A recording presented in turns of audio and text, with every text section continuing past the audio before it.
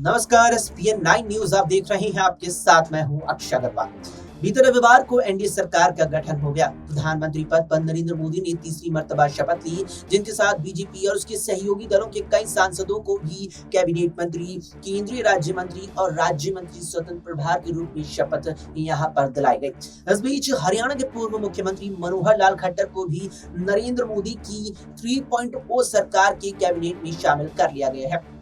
बताते चलें कि मनोहर लाल खट्टर इसी साल के मार्च महीने तक हरियाणा के मुख्यमंत्री थे, जिन्होंने अपनी जिम्मेदारी बतौर मुख्यमंत्री तकरीबन 9.5 साल तक अदा की। लेकिन मार्च के महीने में बीजेपी हाईकमान ने कड़ा फैसला लेते हुए मनोहर लाल खट्टर को सीएम पद से हटा करके नायब सिंह सैनी को मुख्यमंत्री बना दिया था और उसके तुरंत बाद ही यहाँ पर मनोहर लाल खट्टर ने अपनी विधानसभा से भी इस्तीफा दे दिया था। दरअसल करनाल से मनोहर लाल खट्टर विधायक थे, लेकिन लोकसभा चुनाव करनाल से ही लड़ाने के लिए भाजपा ने उनसे अपील की, जिसके बाद उन्होंने अपनी विधानसभा से इस्तीफा देते हुए सांसदी का चुनाव लड़ा और जीत भी हासिल की, जिसके बाद बीते रविवार को उन्हें केंद्रीय कैबिनेट में शामिल कर लिया गया। इस बीच माना जा रहा है कि केंद्रीय कैबिनेट में शामिल होने के बाद मनोहर लाल खट्टर की कहीं ना कहीं नायब सिंह सैनी को लेकर की जो नाराजगी थी शायद वो कम हो जाए। दरअसल जिस प्रकार से बीजेपी हाईकमान ने कड़ा फैसला लेते हुए मनोहर लाल खट्टर को सीएम पद से हटाकर नए नवेले नायब सिंह सैनी को जिम्मेदारी सौंपी थी, बीजेपी के इस फैसले से मनोहर लाल खट्टर खुद भी हैरान थे, क्योंकि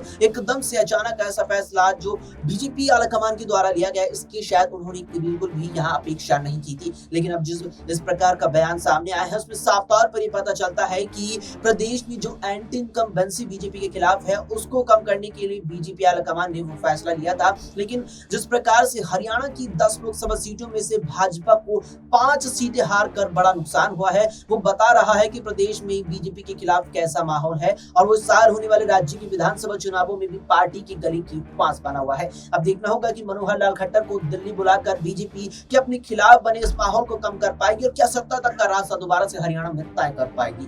फिलहाल के लिए इतना ही। देश दुनिया की तमाम खबरों के लिए देखते रहें एसपीएन 9 न्यूज।